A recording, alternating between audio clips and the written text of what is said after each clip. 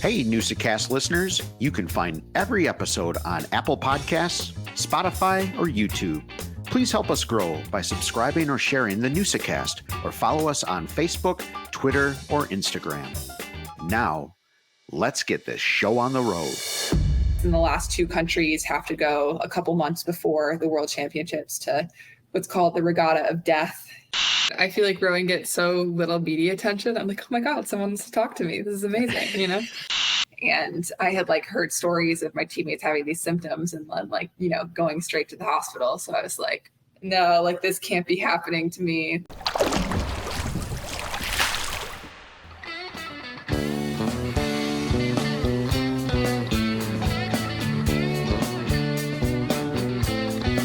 Welcome to the Newsa-Cast.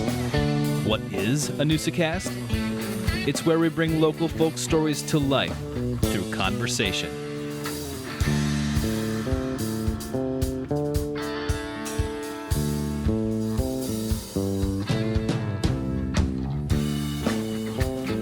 All right, Newsa-Cast listeners, welcome to episode number 5. Episode number 5 is pretty interesting one, Joel. We're going to take a look at an Olympian, 2020 Olympian, to Tokyo Olympics, the COVID Olympics, and Maddie Wanamaker is going to tell us a little bit about her experience in sports in high school all the way through training for the 2024 Paris Olympics. Yeah, good to be back, Tosh. Absolutely. And in another exciting Newsa-Cast, Maddie, another incredible story. Who knew? Who knew that Maddie Wanamaker lived in our backyard and is an Olympic rower? Yes. This kind of goes and not knowing the story. I was with some people today and they asked kind of what the podcast is. What are we talking about? And I think really the heart of it is we're telling stories. We're getting stories out to Wisconsin, to whoever listens, about local people who are doing some amazing things. And that's the whole idea of Red Smith in a nutshell as well. You were telling stories about people on a national level, and they're coming to Appleton to tell their story. Absolutely, Tash. I couldn't agree with you more. That was well said. And what we were trying to do, absolutely right. Tell the story. Just this person lives here in northeastern Wisconsin and they're rowing in the Olympics, or they're going off at 16 to play professional hockey, or they're curling in the Olympics, whatever the case, these are the people that we've found, and those are the people that we're going to continue to find. And it's a continuation of what happened at the Red Smith Banquet. We had interesting folks all the time up on that stage. And as that show progressed, we kind of went to that interview style. But at the end of the day, we were just seeking out that story and just tell us who you are as a person. And that's what you and I certainly love, that kind of content and information. And I think other people do as well, hopefully. Yeah, I hope so too. I mean, it's that's what this is all about. We're just telling stories. We're listening to stories of people, letting people understand a little bit more about our world around us. And every single person has a story. You're walking down the street, the person you just passed has a story. That's kind of what teaching is about to me as well. Every one of my students has a story. Every single day is something different. If we can get those stories out, I think this is a cool podcast to do that. Let's explore our curiosity through conversation, right? Yeah, absolutely. And we, like you said, we got a great conversation with Maddie, and we have a great throwback with Jackie Joyner-Kersee as well. Another Olympian, back-to-back Olympians in the same episode. So what we're going to do is we're going to head into this podcast, and I hope you enjoy episode number 5. Thank you, everyone. And please, this is super, super important just for us. Follow the show, like the show, download the show, share the show. That truly, truly helps us a lot. So we appreciate you guys for listening. And like Tosh said, enjoy.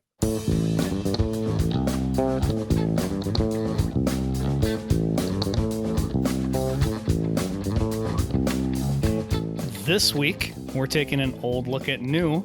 I will start this one because I have an Olympic themed one for us. Oh, nice. The first week of August in 1936, American sprinter Jesse Owens wins the 200 meter in world record time and is his third gold medal of the Berlin Olympics. Excellent. Yes. Take that, Hitler, So, right? Yeah, so I think that ties in nicely with our two features this week. So Yeah, I would agree. Go back to little Jesse Owens, 1936. That's pretty incredible. I was listening to a podcast a couple of weeks ago. They were talking about Jesse Owens. They were actually talking about his shoes. But it made me think, I mean, we have no idea how it would feel, but I mean, what incredible circumstances he goes into. Absolutely. And just blows everybody away. Yeah. And I tell you, the shoes were nothing. Basically a piece of leather. I mean, we would be better off running barefoot, I think. I think you're probably right. Absolutely. One of the most historical Olympics, at least ever, that I can remember. Yeah, no doubt. So what do you got, Joe? Well, Tash, I'm going to take you back to one of my favorite places. I have a distinct memory of this as a child, but the year was 1960. North Richmond Street, where Mary's Place sits right now, used to be the original A&W. What was on that piece of property? Actually, I think, Really? if I remember correctly, part of Mary's Place, I think, might have even been Mary's probably added on, but that's where the A&W was. And I can distinctly remember this. I grew up not too far from there, just a few blocks behind there. So, of course, you'd go for root beer or ice cream. And I remember having a babysitter one time, and we went over there for lunch, and I couldn't have been older than 8 or 9. Got the old A&W hamburger, bit into it, and there came my tooth right into the hamburger. Lost the old tooth in the A&W, and I never forgot that. No, that's something you don't forget, right? No, and absolutely not. Maybe low key, maybe that's good. where I developed my love of ice cream. Who knows? But A&W root beer, still right? Kicking around. Yeah, still kicking around, still doing well. Yeah, several of them in Appleton here. Yeah, actually, July 30th, 1960 was their grand opening on North Richmond Street. So next time I see you, Tash, we'll have cheers to a glass of root beer. Or something else. That sounds good. Maybe a Casey Powell spotted cow, maybe a Casey Powell spotted cow. Whatever hits our fancy. There you go. There you go. All righty, well, an old look at new. All right, Newsa-Cast listeners, today's feature, we're very excited to feature Maddie Wanamaker. We're going to listen to her story and talk a little bit about what she did in high school that kind of prepared her. Went to University of Wisconsin-Madison and walked on the rowing team. And that walk-on has led her to be a U.S. Olympian. That's right, a 2020 Olympic rower, working her way to 2024 in Paris. Tasha continues a string that we've got going here of Olympians that we've found in northeastern Wisconsin. It's kind of amazing. Who knew? Before the Newsa-Cast, I didn't know existed, and their stories are, well, stories you dream to talk to people like this about. They're just incredible.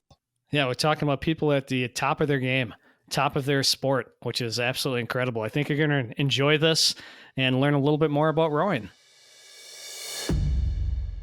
I live pretty close to the Fox River, so I'll take my dog for a walk down there, and it doesn't happen often, but every once in a while, I don't know if Lawrence has a team or not, but every once in a while I'll catch the boat gliding down the Fox River. It's usually like it's sunset, but it's really peaceful, and that thing is awesome to look at.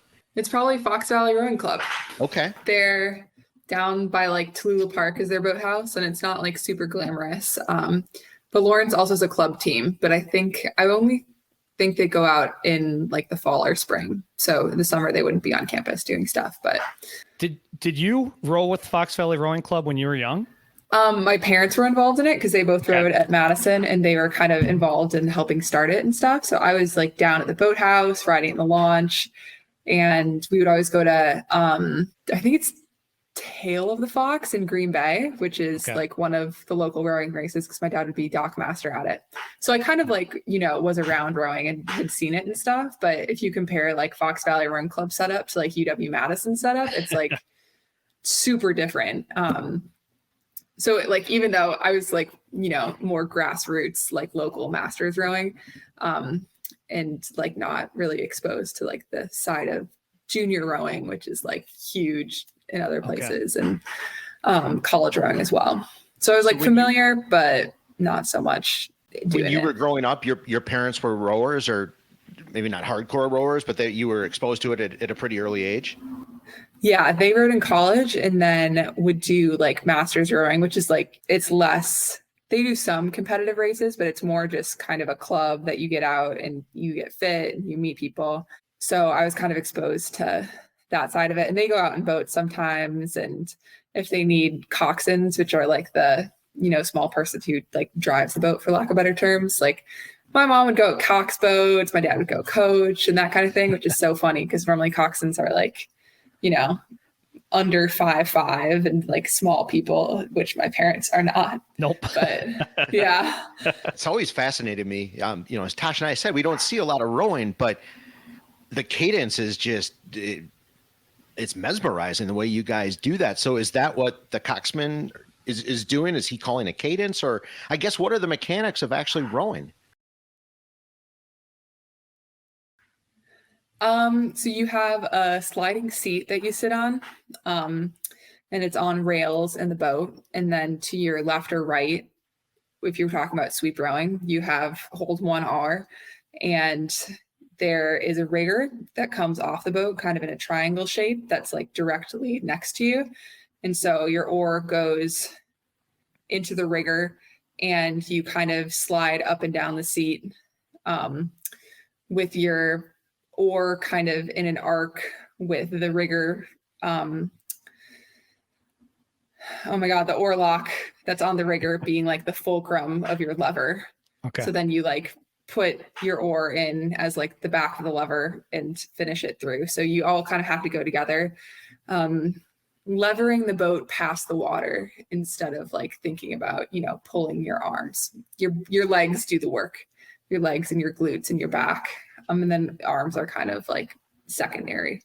Thinking about all of that training and getting to that point, I want to go back to your high school. So there's not a rowing team at Neenah. So what sports did you play and what did you do at Neenah? I was a big soccer girl. So I did Fox Valley Paper Valley Soccer Club, growing up, and like did competitive league, since like age 8 until high school and stuff. And started doing like Neenah summer fun runs. And so I did cross country and soccer mainly when I was in school. Okay. And I played soccer for so long and I like really loved it. But I think there's also like, as it got more competitive and a lot of the people who I was like good friends with went to specialize in other sports, the joy of it kind of slowly dwindled. And so then my senior year, and I like sprained my ankle a bunch of times. But then I tried doing track my senior of high school, which was super fun. And I did high jump and some sprints, and I just like got to do a little bit of everything. And I sometimes am like, oh, maybe I should have started doing track sooner, but it's also like that kind of kept me on the path to do rowing instead of going in a different direction. How did those other sports help you as you went to Madison and decided to walk on for rowing? I think cross country really helped me like race mindset and be competitive, because like Neenah has a huge team, and I think they do a really good job of like developing people to have like a lifelong like love of activity and running. And like so many of the people that I ran cross country with at Neenah like are still like doing marathons, and I just like see casually running around. So I think that just like, wanting to like go outside and run with like winter running people and like negative below zero temperatures and that kind of stuff. Like I got really used to like wanting to exercise and like having that be a part of my regime, and just like getting to know people through doing like sports and stuff. And also like there's a huge team and there are a lot of people. And so I was like pretty competitive and like always wanted to win, even though the frame that I have isn't necessarily like ideally suited for distance running. I think I kind of learned to like be gritty and be like super competitive with my teammates, and know that even though like we beat up on each other, like in workouts and in practice and in cross country meets and stuff, like you still are like really close with those people and they're really good friends. So I think it taught me to kind of like appreciate my teammates, race against them, be competitive, but like compartmentalize that kind of stuff. And I think that's helpful for rowing, because, you have to like work together. And if you're just always like, I need to win, I need to beat you, it's like, you don't end up being a fun person to like row with at the end of the day. If you just like spent the whole year being like, I'm going to pulverize you. And then you go race and you're like, but we're teammates and we have to collaborate. So I think that was really good. And I also did ballet, kind of like pre like middle school, whatever. But I think that was like really good for like body awareness and like developing a sense of rhythm. And that's also like you have to move with everyone and like be uniform and kind of like the discipline of being aware and always being focused. I think that was good. Just speaking of ballet, that's interesting. There's a lot of athletes, Lynn Swan being the first that I can remember, but a lot of football players, wide receivers use ballet. It's a useful tool, I'm sure. I think like developing like core strength and like different muscles and stuff. I feel like body awareness, all that kind of thing, that, if you're going to be a football player and you have, stay in zone, make crazy catches, like it would be super helpful. I did vintage show choir was one of my other, because I love singing and dancing and stuff. So that's more of like a, active. It ends up being a little bit like boot camp where it's like, you got to sing, you got to smile, you got to stay in line. But that was super fun. And I think it was good to have like a mix of kind of like artsy stuff. And I did band and like not totally focused on like one sport all the time. And I think it was really helpful to come be a walk-on at Madison and have it be like a fun new thing I was doing instead of like something that I was like, doing competitive, like AAU basketball and like being groomed for it like my whole life. I think if I would have done that, I would have gone to college and been like, I hate this. I don't want to do this anymore. I like reached the goal. What do I do now? You definitely bring up a good point. I think, we've run into this theme a few times now about doing multiple things instead of just specializing in one thing, especially at the high school and, the teen level. And, we see so much now where everything's so specialized. It's interesting to hear from an Olympian how important it was to diversify in high school. Yeah, I think too, like we have our physical therapist also sees like girls who are doing junior rowing and like college athletes and stuff. And I think the injuries that you get with rowing when it's like so specialized so soon, and maybe you're like learning the stroke when you aren't as like fully developed as a person, and you get in weird habits that you can't break when you have like, the body of like a strong 20-year-old versus like your 15-year-old self. So I think like, I don't know, I feel like there's also news coming out about, women's soccer and ACL tears and stuff like that. And so I think to have like a diverse movement portfolio throughout your like youth sports career is like important in being a well-rounded and like healthy person later on, or if you just want to continue your athletics career as well. Did you have an idea that you might do rowing when you go to Madison, or is that something that hasn't really entered your mind yet? I considered other colleges, but like we have so much family there and like my parents are such big Badger fans that I feel like I didn't really consider anywhere else to go to college, because I'd like be in other campuses and be like, this isn't as good as Madison. Like, no lake, not interested. And I kind of knew that like, I'm not going to run. I'm not going to play soccer there. Like you just have to be like so good at those sports. So it was kind of like in my back of my mind as like, not in like an escape plan, but I'm like, well, soccer's not going great. That's fine. I'll just try rowing, I had an idea. How does one walk on as a rower? That's I guess we're familiar with walking on with football, but rowing seems, how does one do that? We literally one summer I was in Madison rowing and lifeguarding at the Union Terrace. And one of my jobs was to go to registration for Madison, and you just find the tall people at registration who look athletic. And you're like, hi, have you considered, like, are you playing a sport? Would you like to row? And that's honestly how we get a lot of walk-ons. And you start out with like hundreds of kids the first couple months, and it kind of slowly dwindles down, but no experience necessary. I did a summer rowing camp the summer before because my parents were like, maybe just try and see what happens. But yeah, a lot of people I know just kind of got in that way through word of mouth, and you can really just start. There's like no prerequisites.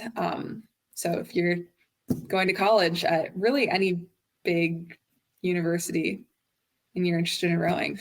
Did someone actually come up to you and say, hey, you should try this? Or did you know from push from your mom and dad that this is something that I'm definitely going to try to do when I come here? I already knew. I did an unofficial visit, or no, I did an official visit at Madison because after that Okay. rowing camp, the coach was like, "Hey, what are you doing next year? Like, you should consider this." But when I was at registration, someone did come up to me, and I was like, I'm already doing it. I'm one of your people. Um, but it was kind of a fun full circle moment to like have the like be one of the recruiters who did it. And the men's coach, who was also, he would go to the registration every day. He was a walk-on at Wisconsin, and then he went to the definitely Beijing and I think Athens Olympics and medaled in both of them. And he just like had his Olympic medals like in socks on the registration table. And you're like, wow, I started rowing. Here are my medals. Do it. And you know, just you see like 18-year-old boys be like, oh my God, that's so crazy. But Wisconsin has a huge tradition of walk-on athletes, and we have, I think, 5 of us that are on the team this year for Worlds. 3 female walk-ons, 1 girl rowed in Illinois in high school, and then one of the guys is a coxswain who rowed in high school. But you know, probably the highest percentage of walk-on athletes on the national team. So it's kind of a cool stat for Wisconsin rowing. Absolutely. Make the Badgers proud. Love Totally. that. Yes. You mentioned something earlier, you know, the prerequisite to be a good rower is working hard. I gotta imagine, I can't imagine really how hard you work. What is your typical workout routine? How do you train? I mean, we'll get into the Olympics and that a little bit here, but what's your training like? I can't even imagine the hours you put in. Yeah, our typical training morning, we are starting practice at like 6:45 now. So you get up early and you have like a little 30-minute warm-up routine that's like a run and your stretches and PT exercises.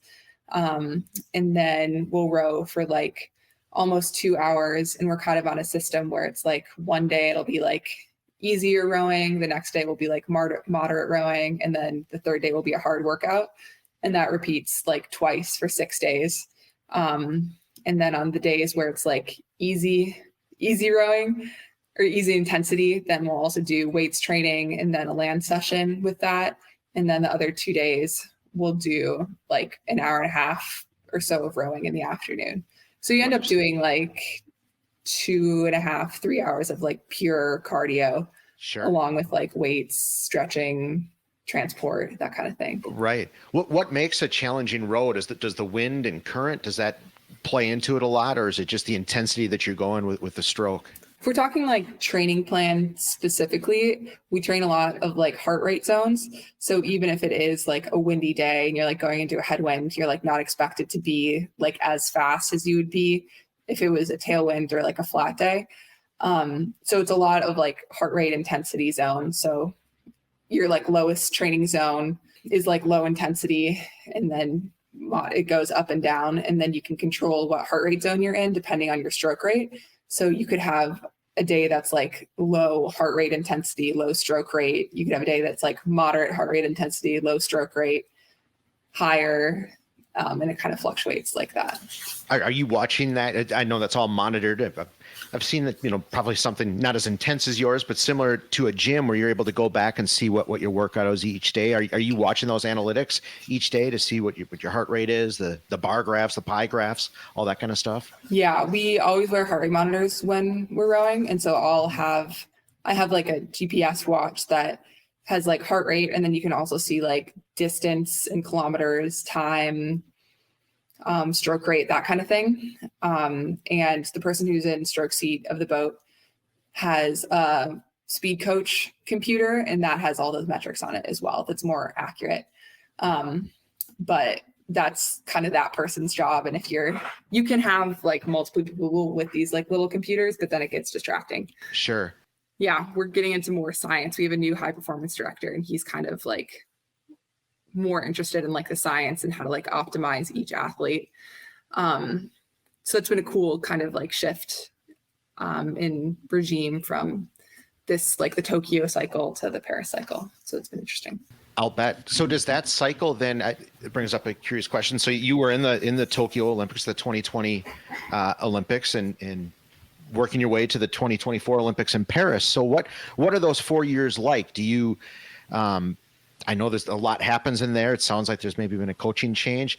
Big picture, what kind of happens in those 4 years for you broadly? It kind of builds an intensity throughout the 4 years. So every year has a world championships in like August, September. So non-Olympic years, you still have like big competition that you're working towards.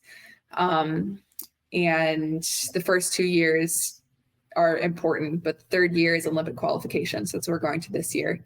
And depending on your boat class, like I'm in the women's 4 this year, and 8 boats qualify for the Olympics out of 10 spots total.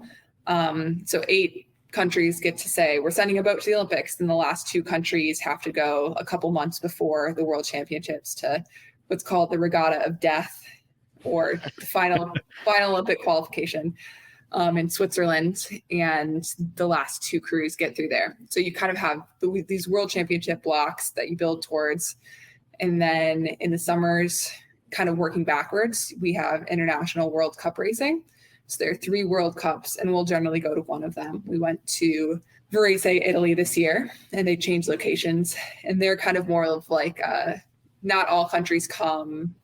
I would want to say it's like more of a scrimmage than the formal world championships, but they're cool to like gauge your speed and see who are going to be in what boats this year and test. Like maybe countries will have like really fast people in a 4-person boat instead of a 2-person boat. So you kind of gauge that. And then we kind of segmented a little bit more this year with like training camps at altitude in the winter, and then rowing more as like a full US team. So you're qualifying right now, and that will be held where? Serbia. Wow. So what is that? Is that, how long is that event? I guess I'm curious to know, like, even how does the boat get there? It's a week-long event. So World Cups are also in a weekend, like Friday through Sunday. So they're kind of more like you got to race a day and it's go, go, go. At the World Championships, since there are just like more people there and you have more races to get through, it's over a week. So you might have like heats on Monday, semifinals on Wednesday, finals on Saturday, or if you have to go quarterfinals because you have bigger boat classes or you have like more entries in your event, maybe it'd be distributed differently across the days. But we head over there and we have Filippi manufactures our boats. They're an Italian brand. And so they've sent over a bunch of boats that we have like our American fleet. And then we have like a whole nother set of boats in Europe that will kind of travel to like our pre-camps and to World Cup. And then they get loaded on a trailer and just get driven around Europe. So we kind of have like alternate sets of equipment in different places. You mentioned that there's 2-person and 4-person boats. Do you guys switch off? Do you specialize in one? The smaller boats are generally used for like training and stuff. So we'll row the pairs kind of like in the fall, and pairs, there's like a little bit less room to hide. So you can kind of like feel the impact that you have on the boat a little bit more in that shell. And if you're amazing the pair and you win US trials and you go to Europe and you're like medaling, then you can row the pair crew boat, and maybe you'd be amazing and they have put you in a 4-person boat. It's kind of like what you're racing at Worlds is what they think is going to be like the fastest people optimized in the like events that are the most open. So we kind of do it all. Like you row a little bit of everything to keep stuff fresh, but we're kind of locked into the 4 now since we did well at World Cup and are kind of continuing in that haul, hopefully for optimal success. Is there a strategy to which seat you sit in then in that 4-person boat? Yeah, the person in stroke seat. So I guess they're in the back of the boat. They cross the finish line last because we move backwards. That's who can like set the best rhythm, and they're like a really great racer because they control like, you know, the stroke rate and when you're going and kind of when moves happen. And then the middle 2 people right now, I am behind the stroke seat. So I'm in 3 seat. My job is to like match the stroke seat as well as possible and kind of translate the rhythm and be big and strong. So that's kind of the job of 2 and 3, and then bow seat, which I have also sat in past years. Your job is kind of like not quite quarterback, but you're calling the shots. You're like, you have the most peripheral vision of what's going on. So you can kind of like see what's happening across the boat, and you'll like make calls to move, or if you see something happening in the boat, like bodies forward more, like blades need to be tighter, stuff like that. They'll kind of make calls, and they have like the mouthpiece to kind of, not literally, but like figuratively, they're the person who's like assigned to talk and direct what's happening. Because we're also a straight boat. We don't have a coxswain. Only the 8 has the coxswain. So they kind of act as the coxswain in that sense. Going back to those boats, what is the cost of one of those boats? Ooh, I know a single costs, a nice one's probably like $10K. And then if you are getting a 4-person, I've never like looked at buying a 4-person boat. Yeah. Because I don't need to, but I would guess they're like around $30,000. Wow. That's crazy. Yeah. You know, you were talking about the technology has kind of changed that you're using now. How has that changed since you were at Madison and working your way through? Is there a change in the technology of the boats, change in training, just a change in everything? I've seen some change in like oars used to be like tulip shaped, so they're a bit more like symmetrical. Okay. Like you kind of like picture a paddle, and they've switched to being more hatchet shaped, so they're more like curved. I guess they look more like an axe than they do a paddle. And Concept 2 is a company that make like the rowing machines you'd see for like CrossFit and ski ergs and stuff like that. But they kind of are on the forefront of developing like oar shapes. So they have like comp blades that are a little bit smaller and different. And stuff has gotten a little bit lighter, but you have to weigh your boat. There's like a minimum your boat can be. So you can't be too inventive. But like changing the riggers from like aluminum to carbon, and there is more, you can put like telemetry on the boats. So you can have like meters on the oar lock and your foot plate and all that kind of stuff. And you can see like the speed your handle is going out and like how much power you're outputting. Wow. And that used to be more primitive when I was in college. They would just have smart oars. So I think it was just measured on like the oar itself, but now it's like you could put more stuff like on the boat. But I'm not sure if that's because I like the elite rowing setup wasn't like available to me in college. Sure. So I'm not sure like how old that is, but how was it being a college athlete and being at Madison and juggling the athletic side and the school side and still being successul? I think it was really good for me because like in high school, I feel like I was so regimented and like every part of my day was filled with something. And when I came to college, I think even with rowing, I was like, wow, this is like a lot of time that's like not scheduled for me.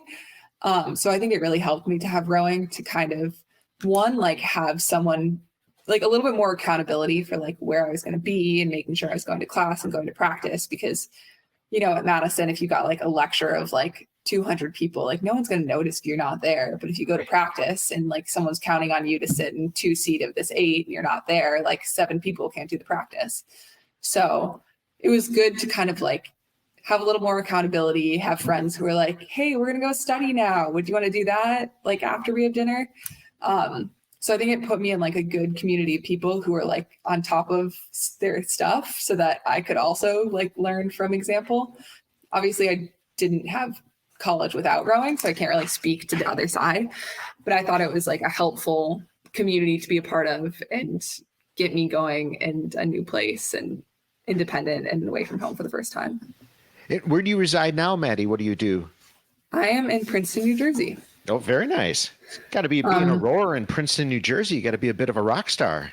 Yeah, it's kind of, we don't have like a super huge presence here, like as the national teams to be like, oh, I'm a rower. It's like, oh, for like Princeton University? And you're like, not quite, did not go there. But yeah, it's definitely pretty cool.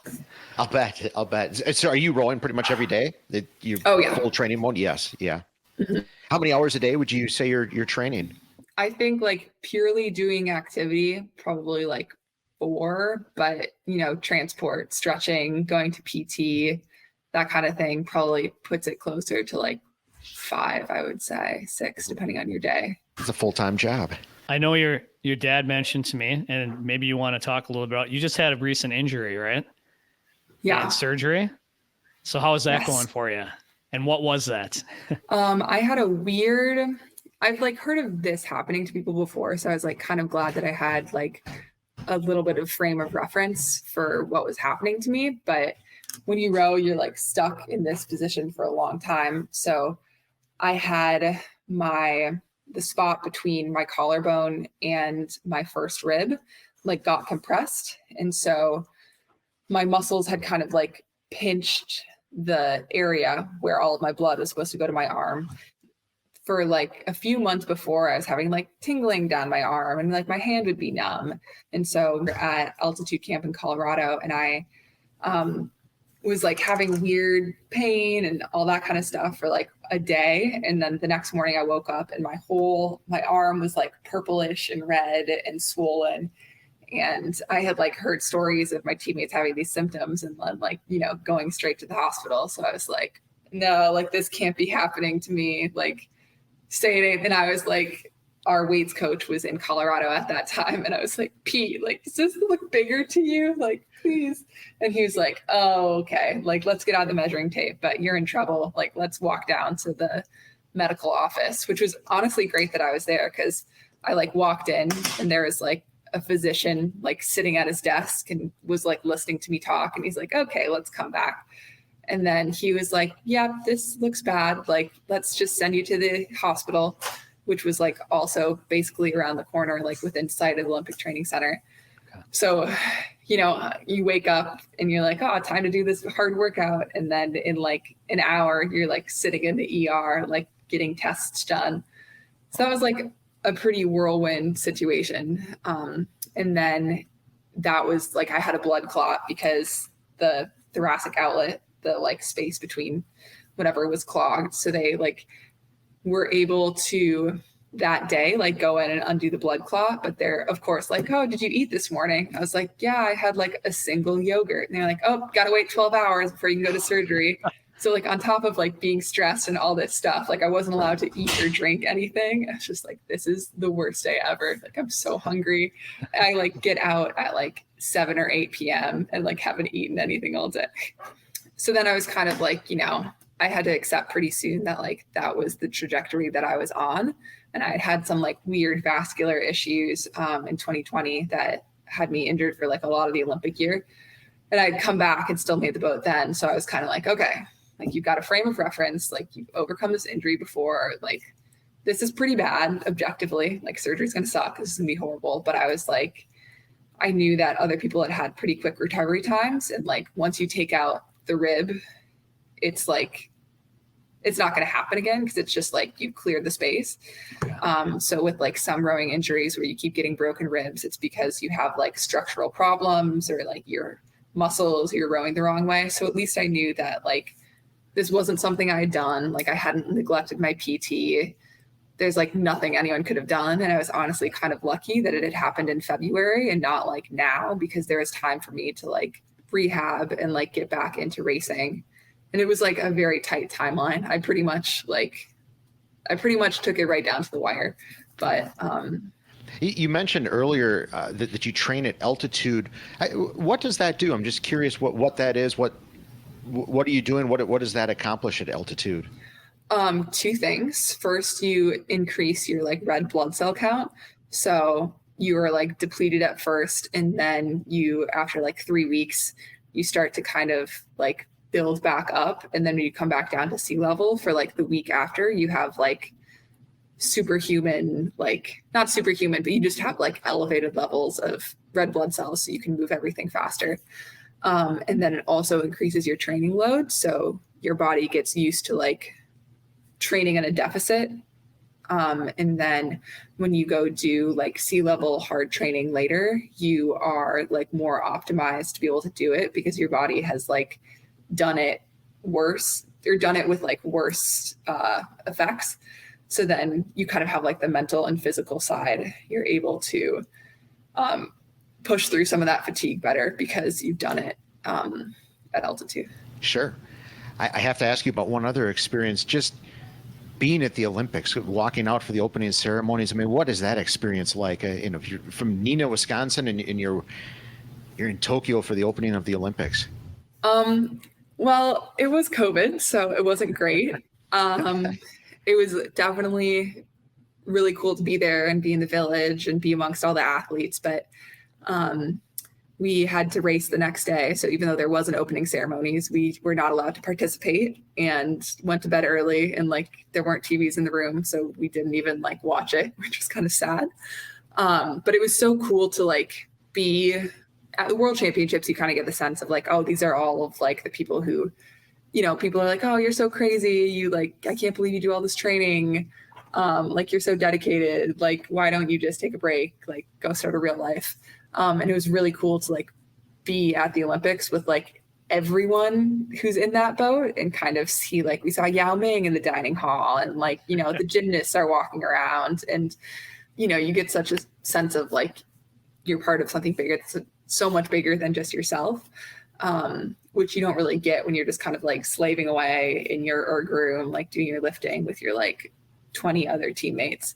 So it was like an amazing kind of like validation that, you know, the work is worth it. And, you know, the world kind of gets to like see it. And it was sad to not have my friends and family be able to come, but still like having them, there was like, you know, a big group of people at Green's Pour House and Neenah all watching. Sure. And like, you know, a lot of the local businesses had like signs up and stuff like that. So it was really cool to feel like appreciated and be on the biggest stage there is for rowing.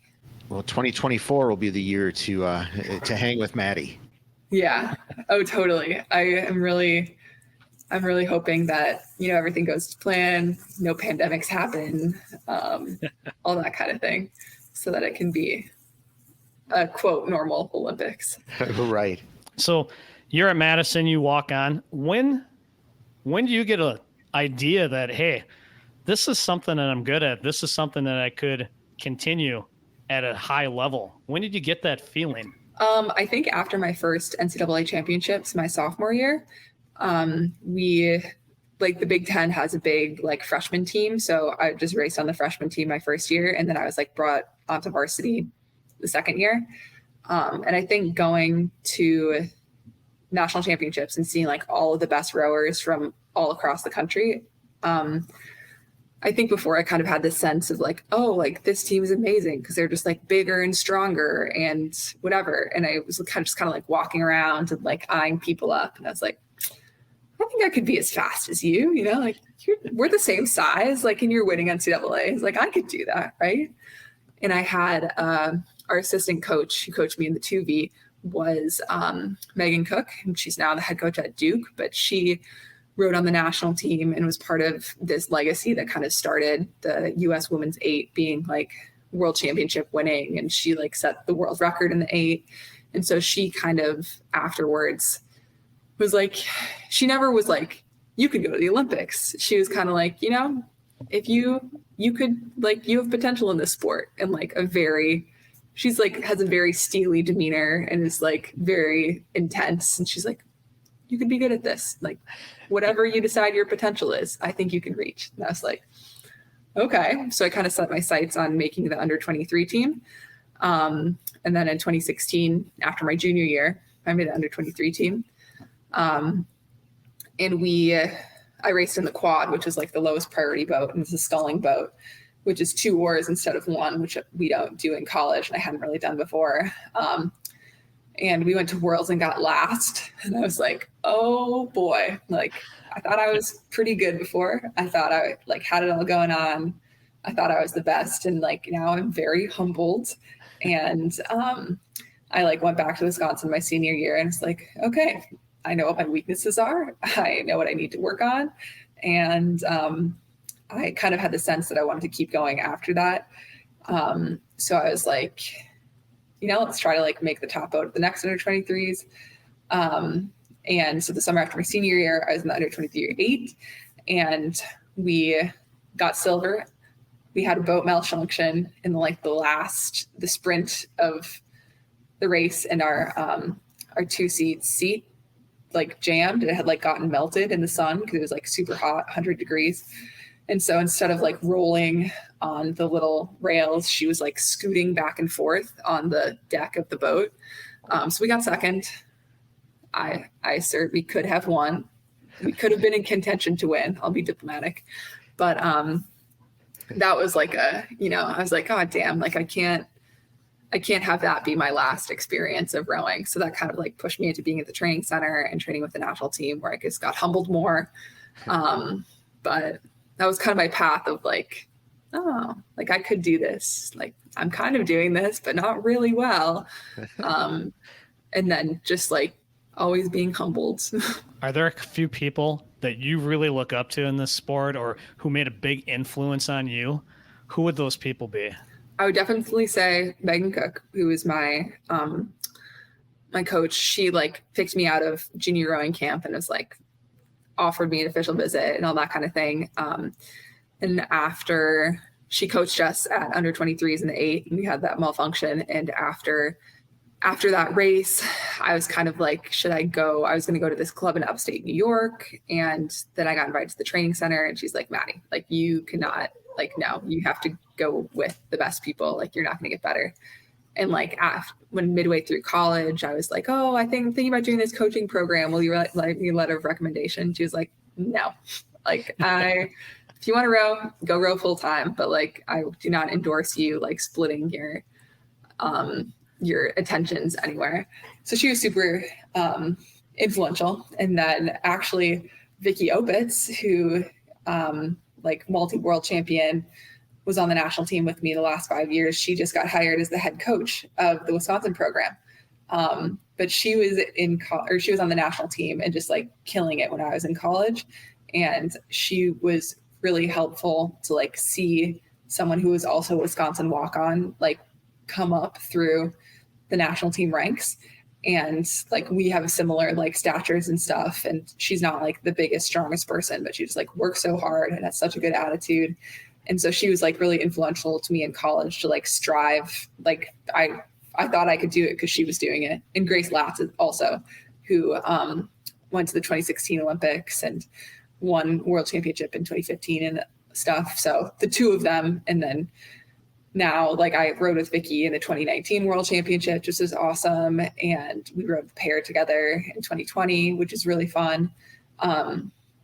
So like having her as a teammate, like, I don't know, I think she's like a super worthy role model for me in college, and then like is a peer. And I'm super excited to see this like next chapter of her rowing career, like influencing this whole program and hopefully taking Wisconsin to the upper echelon of the NCAA. That's awesome. Can you see yourself coaching long after your rowing days? Yeah, I'm doing right now, I'm taking a break from writing a paper for the Masters of Sports Leadership program at Madison. So I'm doing that totally online right now, which is a worthy brain break from the actual rowing. And it's really cool to like, we have a lot of coaches in town right now to coach the different boats. And we've just been working more closely with like more people have been brought in the last couple of years. So it's really interesting to be like doing this coursework and kind of like learning all of the like psychology behind coaching and some of the like more classroom teaching practices that apply to coaching.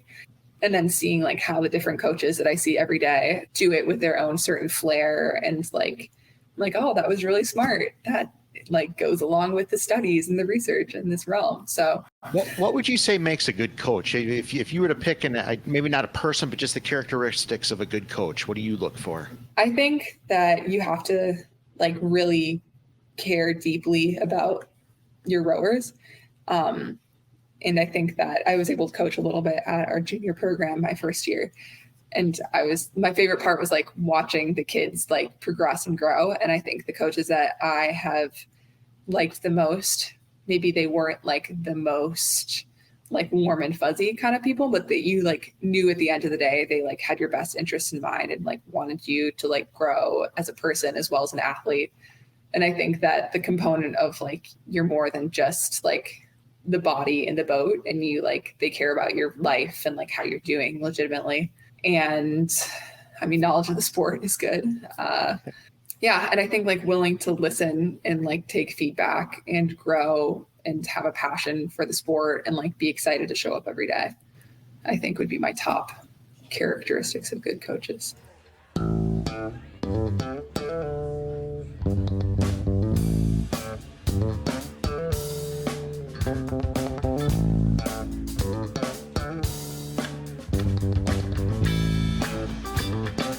I just have one final question for you. Out of all of your accomplishments, and I know there's been many, are you most proud of the Most Promising Novice Award? Yes. I think it's so funny. It's the only award I won at Wisconsin, so you gotta hang my hat on it, you know?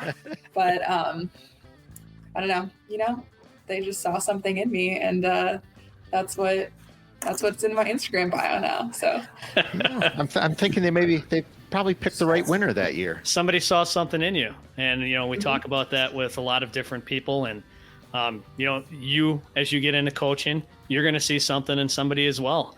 So that's a really cool thing that you still remember. Yeah, wasn't the MVP, wasn't the like, didn't get the award for being the fastest and strongest, but you know, most promising. I can deliver. That's right. One more thing, where should we be looking for you in the next few months, or you know, what's going on that we can kind of use this podcast as a method to say, hey, we had Maddie on so many weeks ago. Here's where to look for her in the future. I'll be racing in the women's 4 at the World Championships in Serbia, starting on September 2nd through September 9th. And it'll be on the Olympic channel, but you can also live stream it on worldrowing.com.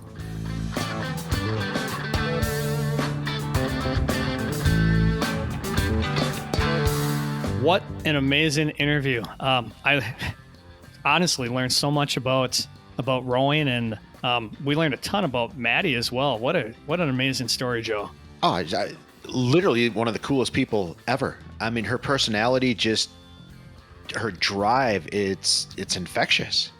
Just a couple mentions. September 2nd through the 9th, Maddie will be in the Worlds in Serbia. So make sure you can follow her, USA Rowing, her Instagram page, Madison's UW Rowing Instagram will also be following her. And you'll also be able to stream from the US Rowing page as well.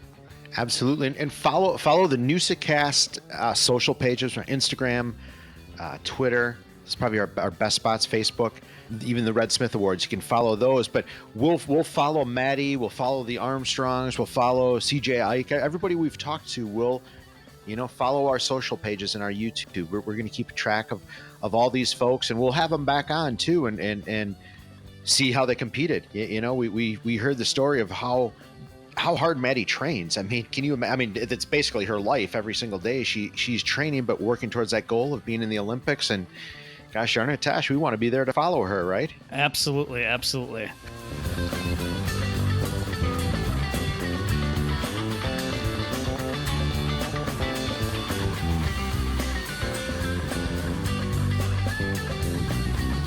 All right, Tash, it's taken us 5 tries to get this far, but we finally, I think, have this segment nailed down with an appropriate name. It's Forgotten, and I'm never forgetting. It's a little easier to say. I don't have to have the F's running around in my head like they've been for the last 6 weeks. So I think this is much easier for us to understand. So clarifies it for everybody. Exactly. And especially you and I. So we need clarification. But with that said, Tash, it's Forgotten. What's forgotten in your world? Forgotten in my world is the new arrangement of College Avenue. Yes. I know it is supposed to clear up traffic and make it flow better, but right now it is not flowing better. It is little traffic jams here and there.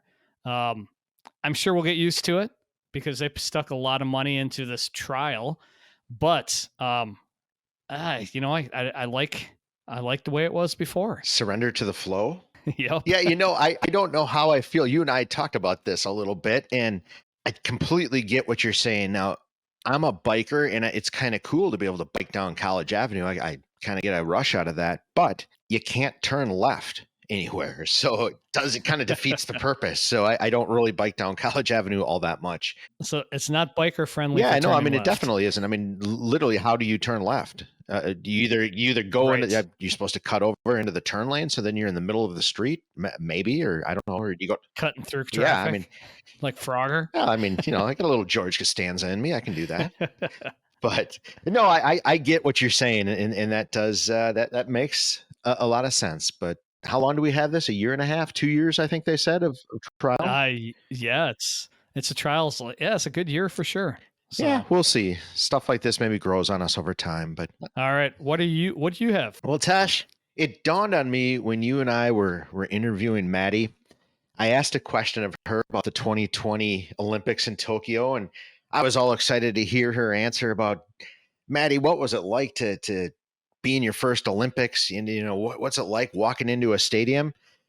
And her answer was a little deflating because I completely forgot that it was COVID. And it made me, I guess I've forgotten COVID, which is maybe a good thing that it just doesn't dawn on me anymore that when we're talking about things, especially things that have happened over the past few years, you just talk about it like it never happened.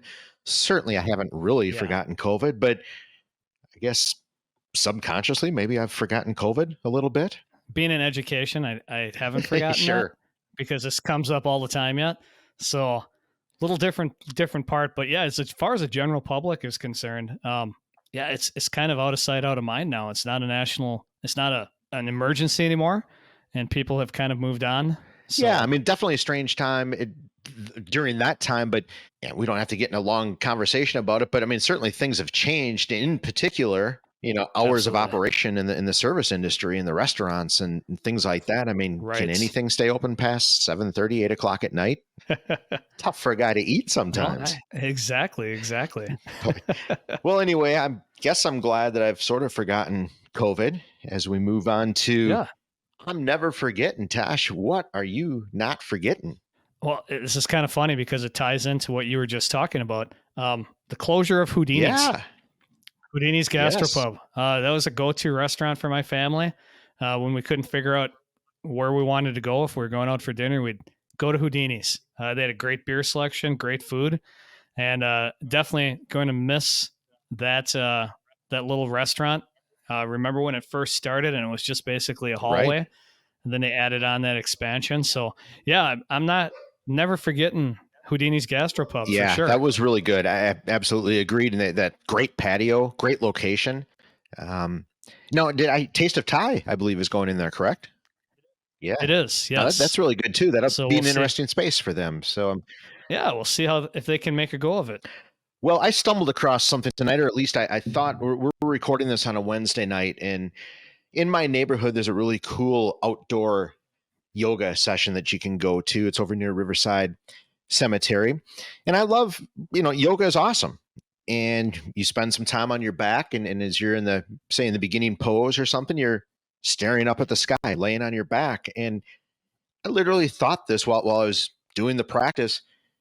I don't lay on my back and stare at the sky, and I don't ever want to forget that feeling. It's cool as hell, do it at night and see the stars, as getting close to dusk tonight and watching the clouds and the sun and the birds and the planes fly over and just the trees. It's really, really, I just don't ever want to forget the feeling of just flat out laying on your back and looking at the sky.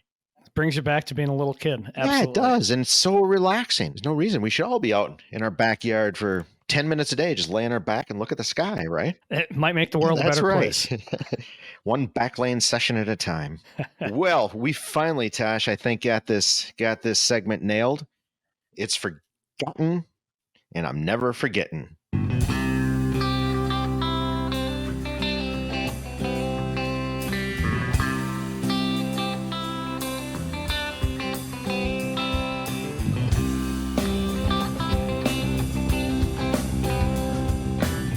Welcome to the throwback portion of this episode. I'm very, very excited to bring you Jackie Joyner-Kersee. An amazing athlete, just recently, March of 2023, inducted into the International Sports Hall of Fame. Not only an amazing athlete, but an amazing person as well. Absolutely. And considered and voted upon to be one of the greatest or the greatest all-around female athlete in the history, which is that's saying something, I would say, Tosh. Yeah, 4-time Olympian, 3-time gold medalist. Believe that they have said that she was probably the premier athlete to ever do the heptathlon and long jump.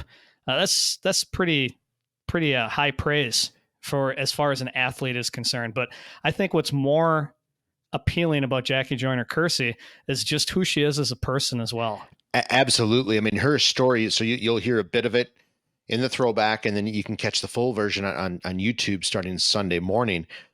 But it's a full circle story where she didn't have the easiest upbringing or growing up years, tough family, tough circumstances, and she overcame that, and she's had a lot of tragedy in her life, but continued to be, the greatest female athlete ever. She overcame a lot, and she talks about it. And that's, I think, probably at the heart of why she gives back so much and has so much concern and just genuinely cares for her health, for her fellow community member, really. Yeah, and I think what's really cool also is, that big tie-in with education. The first thing she did when she got here was go to the schools in the Appleton Area School District and meet with kids. Yeah. And I remember hearing some of these kids talk as a teacher, and just how amazing and what an honor it was for them to sit down and listen to her. Absolutely. She has such a presence when she walks into the room, and the way she speaks and the way she, I guess, lets you understand her story. It's very engulfing. You're among greatness. You can just feel it when certain people walk into a room, and she's one of them, and you can just feel that greatness. That is her. We really hope you enjoy this. And if you want to hear the full interview after you listen to this on the podcast, please go to our YouTube channel and check out the full interview, as well as other interviews that we've had for our throwbacks. Everybody enjoy.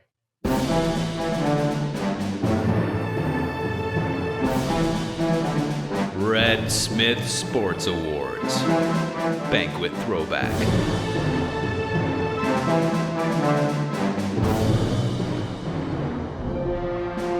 The Red Smith Award, of course, goes to someone who has made some unique contributions to sport in Wisconsin, and also epitomizes the great values that Red Smith exhibited. Let's give a Red Smith welcome. Welcome to our stage, the Shield Sports Nice Gal Award winner, Miss Jackie Joyner-Kersee.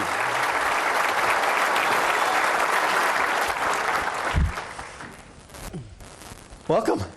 When people say Jackie Joyner-Kersee, one of, if not the best female athlete of all time, how does that make you feel? It makes me feel good. But I've always been one to keep things in perspective and to know that the reason I've been able to do the things that I was able to do was because of the hard work and all the people, and when I say people, I mean coaches that saw the potential in me that I didn't know that I had. When I went to my coaches and said I wanted to go to the Olympics, and they told me you have to be willing to work hard. Mm-hmm. And I never envisioned winning gold medals or breaking records or being called the greatest or whatever they want to call me. That wasn't a part of it. It was just wanting to make myself become one of the best. And I didn't know what all that meant. Mm-hmm. Where are the Olympic medals at right now? Oh, they're in a safe place. 3 golds, a silver, 2 bronze. Yes. Amazing.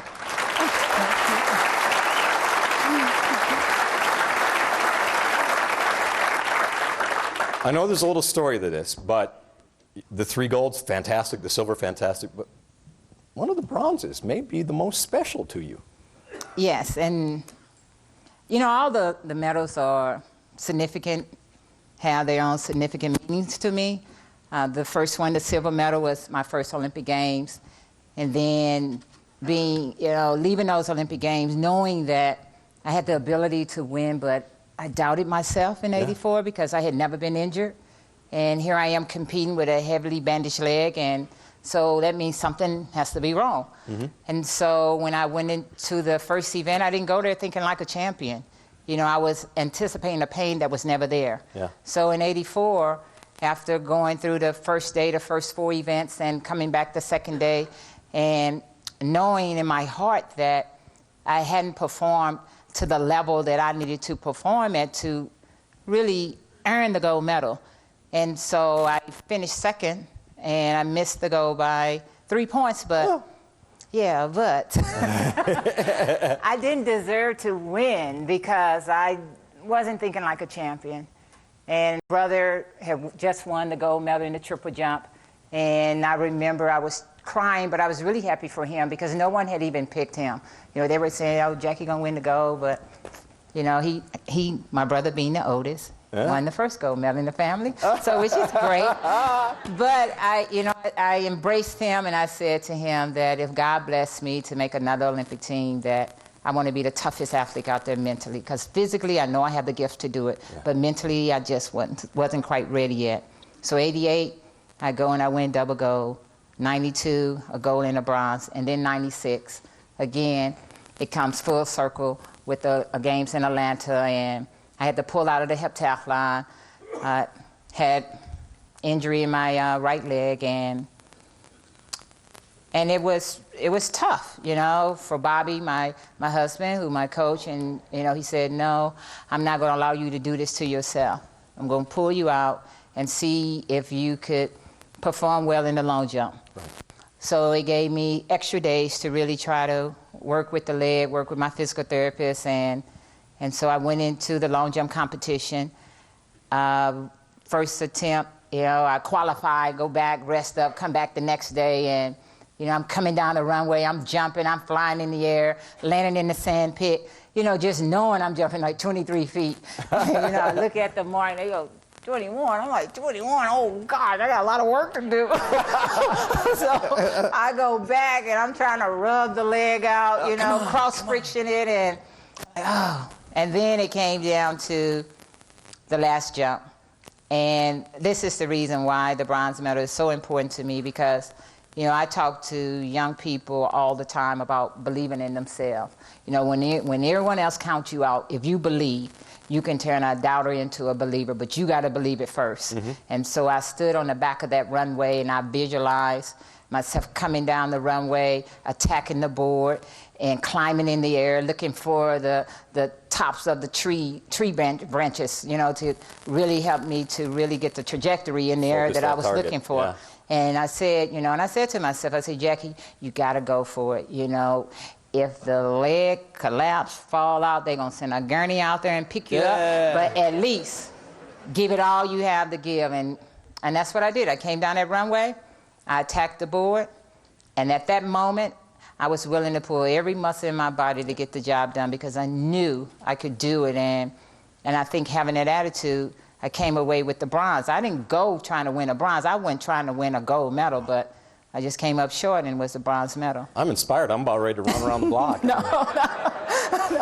You spent a little bit of time today. I don't know if we have some of the pictures. Yeah, we do. You spent some time talking to some kids at Madison Middle School today here in Appleton. What did they ask you? What kind of questions did they say? Jackie, help me with this. I have a question about what? Oh, wow. You could tell that they had done their homework. They were asking questions from preparation, dealing with obstacles. Some had anyone done anything to you that would cause you to want to quit? Ooh. And so I read a lot into a lot of the different questions, and I tried to wrap my answers around informing them that if you love what you do, because one of the questions was like, do you like what you do, or something like that, and I was like, but if you love what you do, and I don't care how hard it is, but if you believe strongly in it, then the support around you will come. That's why your coaches, your teachers, and then if you're dealing with something that, you know, your peers or someone else might not quite understand where you're trying to go, it's not important for them to understand. It's important for you to always know what your goals are and what you're working towards. And then make sure that the environment that you are around is positive and that it's encouraging and motivating. Because sometimes you might think your friends are your friends, but your friends sometimes could be your, we know, your worst enemy at times and holding you back. You competed in the heptathlon, and many people probably don't even realize you did it with asthma. Yeah. How miserable was that? Very. Yeah. It was, at times it was, I mean, I performed well in the eyes of people, but in my heart I knew I wasn't getting any better. And there were times when I would look like a world-class athlete, and there were times when I looked like I shouldn't even be out there. But I had to really educate myself about the disease because I really believed like I was Superwoman, and I didn't want to take my medicine like I should have, so I could really control my asthma. And then my attitude had always been that, no one can outwork me. I don't care what my competitors are doing, is that if I even think they might begin a mile in, then I'm gonna get up and go do a road run. So when it came to asthma, I started looking at it like one of my opponents. So it was either a German or a Russian, and that and my pulmonologist and the nurse was like my coaches. So I had to really respect their knowledge, and the things that they were telling me were for me to get better. And I realized that, I'm not going to be able to run, jump, and throw forever, but I'm still dealing with, being an asthmatic. I still have to take my medicine still today to keep it under control. Well, that's good because some of the Russian athletes kind of talk like I do. Well, talking is one thing. When did you realize, when were you did you have to be kind of shoved into, okay, Jackie, we think you can do more than one thing. The heptathlon, look at this, you can do jumping and running, all this. Was it tough transition for you to go from, say, one or two events to a whole bunch of them? Well, when you're an age grouper, when I started running at the age of 9, I really wasn't one of the best girls. I wanted to be good, and I felt that if I would go to practice every day and see myself improving 1/10 of a second if I was running, or 1/2 of an inch if I was jumping, that meant that the work that I was doing was paying off. I like the versatility of the events, and also it's very challenging because as an athlete, you always feel that you're going to master all 7 or you're going to do this one well. But it's a very humbling event too, because at one point you're on a high, then all of a sudden you're like, oh, you're down at the bottom, And then in age group, when I was 14, 15, when I won the nationals titles at that time, they would give you a gold medal for each event. So I got one if I won the hurdles, the high jump, and then I go to the big league, you get one for all 7 events. All that hard work, you just get one. But so I just loved it, and it was challenging. And tell me a little bit about your foundation, the work you're doing with kids. It's amazing.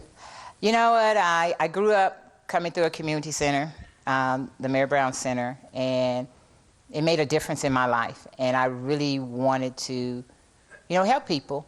And at one point I wanted to open that community center, but that wasn't meant to be. And then in 2000, we opened up the Joyner-Kersee Center in East St. Louis. We do after-school programs, mentoring programs. I'm a heavy believer in the senior citizens, so because I didn't really know my grandparents per se, or they weren't around, and that through that center I became a part of the Meals on Wheels program, and so with life skills and really just trying to instill hope, but then also to give young people inspiration so they can aspire to be the best that they can be. Sure. So that's the work of it. And you used to do some hoops too. That was one of your loves there for a while, wasn't it? Yes. Basketball. Yes. Basketball, the team sport, I love the team aspect, and I learned so much from it. It kept me strong.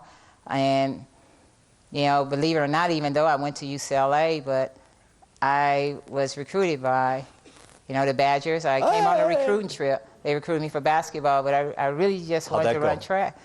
How was the interview? Oh, it was great. It was just too cold. UCLA, Wisconsin. Okay, Southern California. But Jackie Joyner-Kersee, our Shields Nice Gal Award winner. It has been an absolute distinct pleasure for all of us. Thank you so much, thank you. Jackie. Absolutely.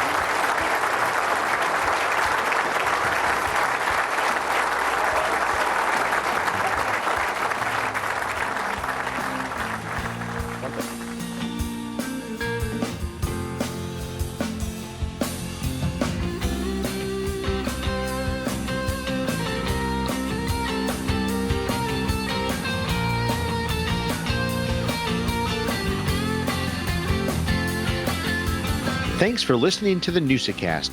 We appreciate your support. If you haven't yet subscribed, please do so and tell a friend. A huge thanks to Digstown for all the music in today's episode. Catch a gig or find them on Spotify.